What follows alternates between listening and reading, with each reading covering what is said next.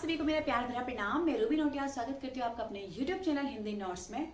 तो आशा करती हूँ आप लोग सब अच्छे होंगे और सब अच्छे से पढ़ रहे होंगे।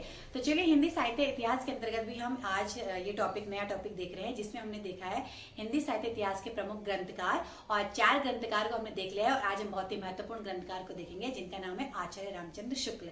अगर 4 ग्रंथकार की बात करें तो इससे पहले हमने देखा है गारसा तासी का इस्तवार द लिटरेचर एंड हिंदुस्तानी, शिव सिंह सेंगर का शिव सिंह सिरोज, और फिर हमने देखा था जॉर्ज ग्रियर्सन का the modern vernacular literature of Hindustan. और अगर हम मिश्र बंधु का देखा था हमने मिश्र बंधु विनोद। तो इनको हमने बहुत ही अच्छे से समझ लिया था। और आप पहले इस वीडियो को देखने से पहले जरूर इस वीडियो को देखिए। और आज की वीडियो में हम देखेंगे आचार्य रामचंद्र शुक्ल जी को।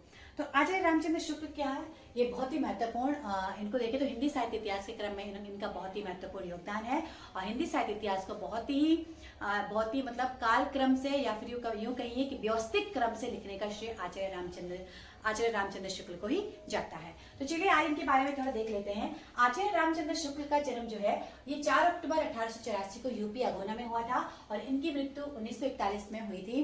अगर हम बात करें तो हिंदी साहित्य में इनका साहित्यिक परिचय की बात करें तो हिंदी साहित्य में इन्होंने जो प्रवेश किया था एक कवि और निबंधकार के रूप में किया था, परंतु बाद में आलोचक के क्षेत्र में भी इन्होंने पदार्पण किया। किसके? क्योंकि आलोचना इन्होंने बहुत ज्यादा लिखी है और हिंदी के युग प्रवर्तक आलोचक के रूप में इन्होंने प्रसिद्धि प्राप्त की।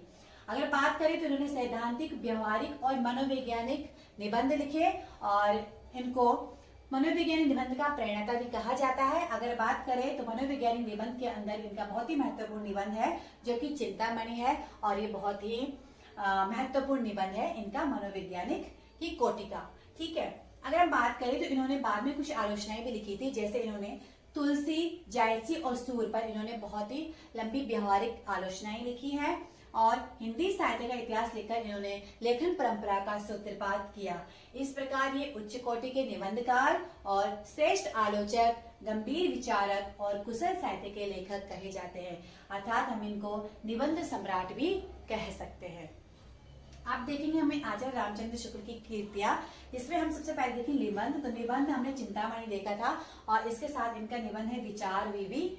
सेकंड हम देखेंगे इनका इतिहास। तो इतिहास इनका हिंदी साहित्य का इतिहास इन्होंने लिखा है जो कि अगर बात करें तो यह प्रथम वैज्ञानिक प्रमाणित इतिहास है।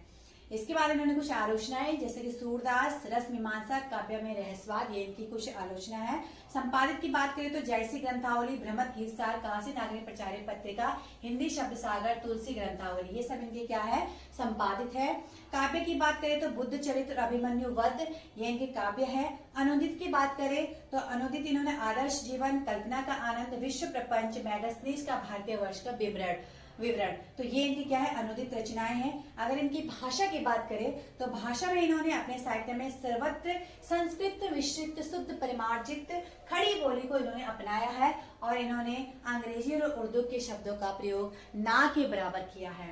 अब हम इनका देखेंगे हिंदी साहित्य इतिहास में इनकी बहुत ही महत्वपूर्ण भूमिका रही है, तो उनको हम आज देखेंगे कि इनकी जो हिंदी साहित्य इतिहास के ग्रंथ में जो इनकी सबसे पहले कृति का नाम है हिंदी साहित्य का इतिहास। यह सबसे प्रमाणित और व्यवस्थित ग्रंथ है। बात करें तो सर्वप्रथम इसे हिंदी शब्द सागर विशद भूमिका के रूप में प्रस्तुत किया गया था नागरिक प्रचारण सभा द्वारा, और फिर उसी टाइम 1929 में से बाद में परिवर्तित और परिमार्जित कर हिंदी साहित्य इतिहास के नाम से जाना गया या इसमें प्रकाशित किया गया। ठीक है, इनके जो इतिहास की बात करें तो इसमें 900 वर्षों के इतिहास को इन्होंने बड़ी ही सुगमता के साथ समेटे हुआ है और 1000 कवियों को इन्होंने अपने ग्रंथ में स्थान दिया है।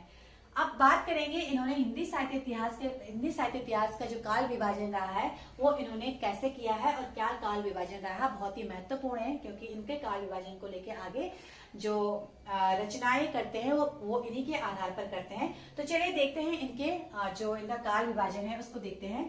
तो सबसे पहले हम देखेंगे आदिकाल। तो आदिकाल को इन्होंने वीर गाथा काल भी कहा है और बात करें तो इसका जो टाइम पीरियड है 1050 से लेकर 1375 तक, ये बहुत ही महत्वपूर्ण है।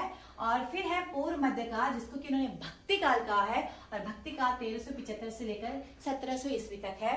फिर देखेंगे उत्तर मध्यकाल, जिसको रीतिकाल इन्होंने कहा है, और 1700 से लेकर ये 1900 तक है। और फिर आता है आधुनिक काल, या इसको गद्य काल भी कह सकते हैं, 1900 से लेकर 1984 तक।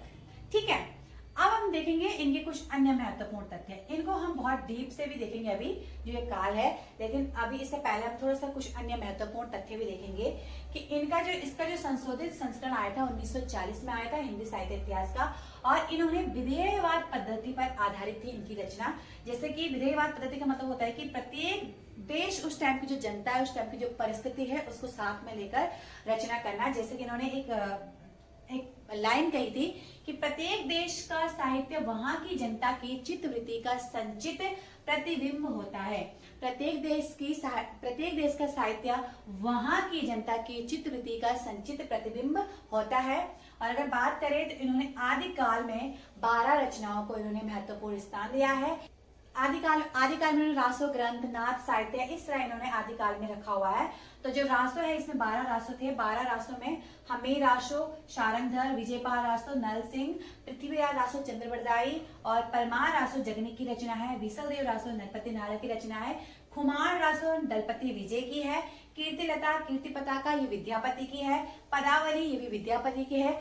जय चंद्र प्रकाश ये भट्ट केदार की है। और जय मयंक जस चंद्रिका मधुकर कवि की है।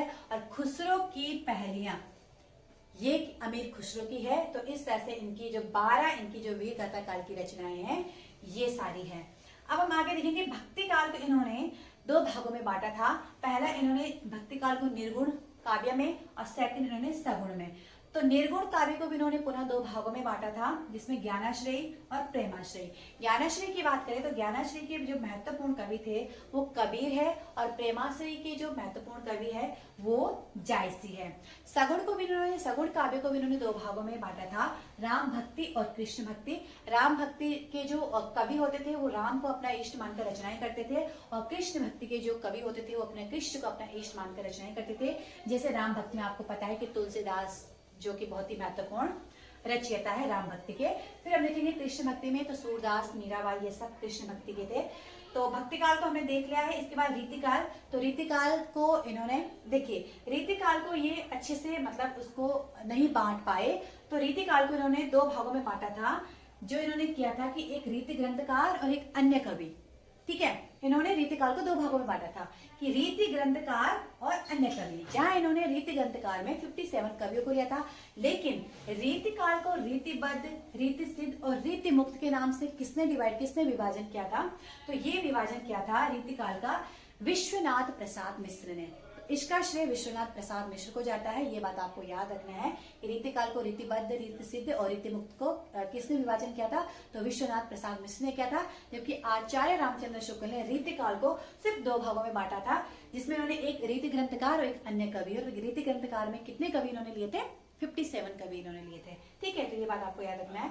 फिर इन्हें आधुनिक काल को इन्होंने गद्य काल कहा है, और इसमें 3 उत्थान आचार्य रामचंद्र शुक्ल ने लिए थे। पहला भारतेंदु युग, फिर द्विवेदी युग और फिर छायावादी युग। तो इस तरह से इनका ये काल विभाजन है, और काल विभाजन के अंदर का बहुत ही महत्वपूर्ण ये इनकी रचनाएं हैं। तो आगे हम इन रचनाओं को और इस काल विभाजन को बहुत ही डीपली से पढ़ेंगे नेक्स्ट वीडियो में। तो आज की वीडियो के लिए, अगर आपको मेरी आज की वीडियो पसंद आती है तो आप मेरे चैनल को जरूर सब्सक्राइब कीजिए और मेरी वीडियो को लाइक जरूर कीजिए। धन्यवाद।